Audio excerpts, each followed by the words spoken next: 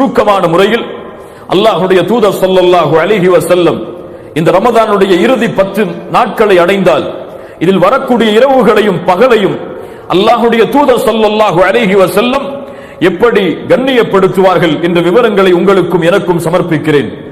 அல்லாஹ்வுடைய தூதர் ஸல்லல்லாஹு அலைஹி வஸல்லம் அவர்களுடைய மனைவி ஆயிஷா ரலியல்லாஹு அன்ஹா அவர்கள் அறிவிக்கிறார்கள். இமாம் புகாரி, முஸ்லிம் ரஹிமஹுமுல்லாஹ் அவர்கள் தங்களுடைய கிரந்தங்களில் பதிவு செய்திருக்கிறார்கள். كان النبي صلى الله عليه وسلم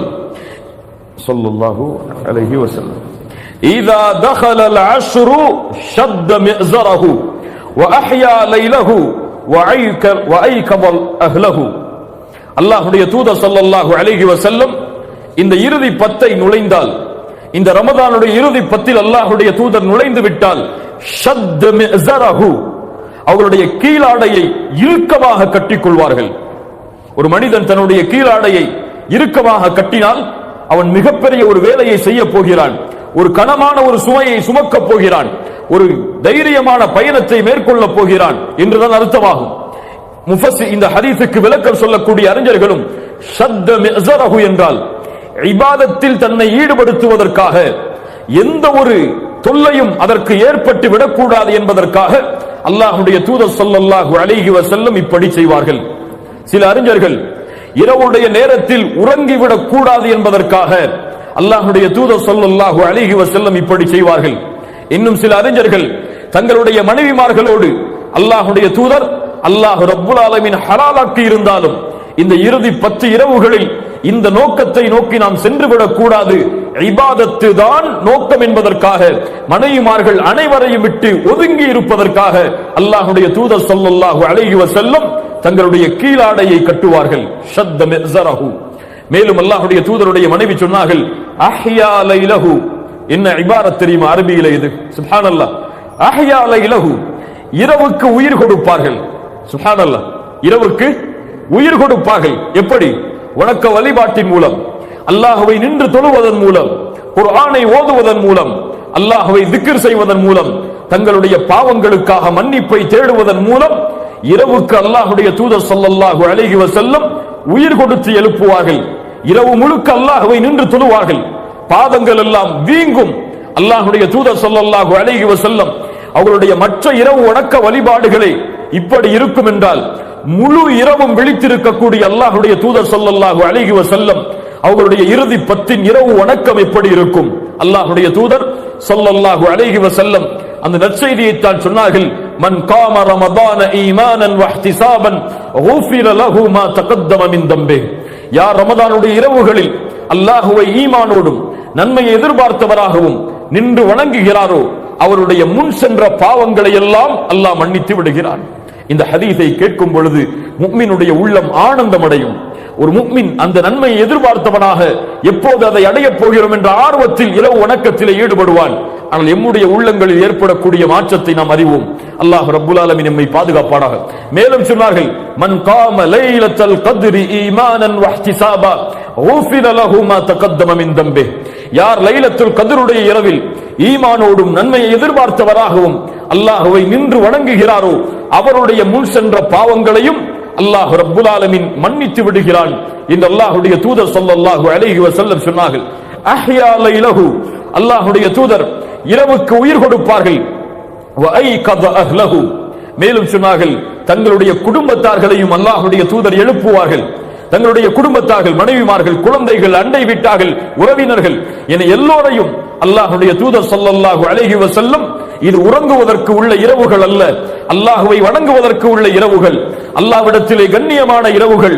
அல்லாஹ்வுடைய பார்வையில் எந்த நாட்களிலும் எந்த இரவுக்கும் இந்த கண்ணியத்தை போன்று கிடையாது. இதில் உறங்காதீர்கள், அல்லாஹ்வை வணங்குங்கள், இபாதத் செய்யுங்கள் என்று அல்லாஹ்வுடைய தூதர் ஸல்லல்லாஹு அலைஹி வஸல்லம் தானும் தன்னுடைய குடும்பத்தார்களையும் இப்படி ஏவுவார்கள் என்று ஆயிஷா ரலியல்லாஹு அன்ஹா அவர்கள் அறிவிக்கிறார்கள்.